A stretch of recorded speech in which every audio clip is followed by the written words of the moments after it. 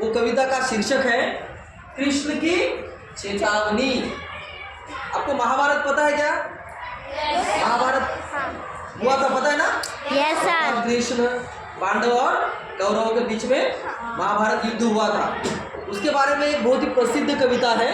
उस कविता का नाम है कृष्ण की चेतावनी और कवि है रामधारी सिंह दिनकर। ठीक है, वो मैं नहीं हूँ, मैं खाली आपको सुनाने वाला हूँ। मेरा भी नाम दिनकर है, लेकिन मैंने नहीं लिखी है। रामधारी सिंह दिनकर एक बहुत बड़े कवि थे हिंदी के। उन्होंने बहुत ही अच्छी कविता एक लिखी है और उस कविता में उन्होंने पूरे महाभारत को कविता में दिखाया, कैसे महाभारत हुआ, कृष्ण कैसे समझाने के लिए गए कौरवों को, लेकिन वो लोग नहीं माने और आखिर में महाभारत की लड़ाई हुई और उसमें आपको सबको पता है कि पांडव जीत गए थे और कौरव हार गए थे। ओके, तो शुरू करें।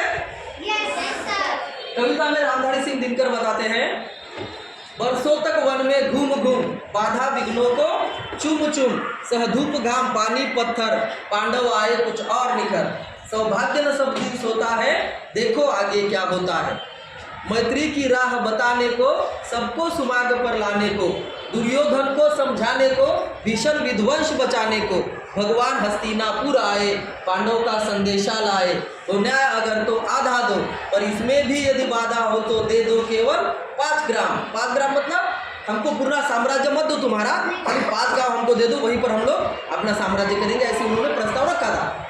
तो दे दो हमको 5 ग्राम, रखो अपनी धरती तमाम, हम वही खुशी से खाएंगे, परिजन पर असी न उठाएंगे। असी न उठाएंगे मतलब हम युद्ध नहीं लड़ेंगे, जनता के ऊपर हथियार नहीं उठाएंगे। असी नहीं उठाएंगे मतलब हथियार हम जनता के ऊपर नहीं उठाएंगे, क्योंकि युद्ध में क्या होता है, आम जनता ही मरती है, उनका भी नुकसान होता है ना। तो दे दो केवल 5 ग्राम, रखो अपनी धरती तमाम, हम वही खुशी से खाएंगे, परिजन पर असी न उठाएंगे, दुर्योधन यह भी दे न सका, आशीष समाज की ले न सका। आशीष मतलब आशीर्वाद।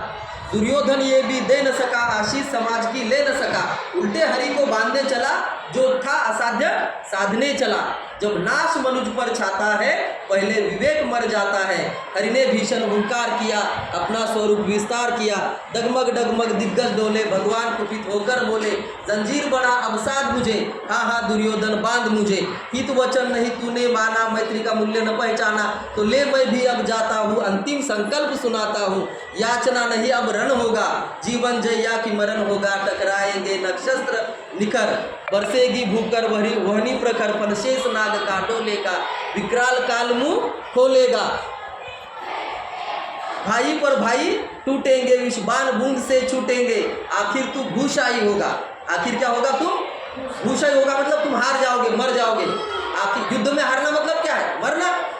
आखिर तू भूषाई होगा, हिंसा का पर्दाई होगा, थी सभासन सब लोग डरे, चुपते या थे बेहोश खड़े, केवल 2 नर आगाते थे, धृतराष्ट्र विदुर सुख पाते थे। इसी के साथ ये कविता खत्म होती है। कैसी लगी?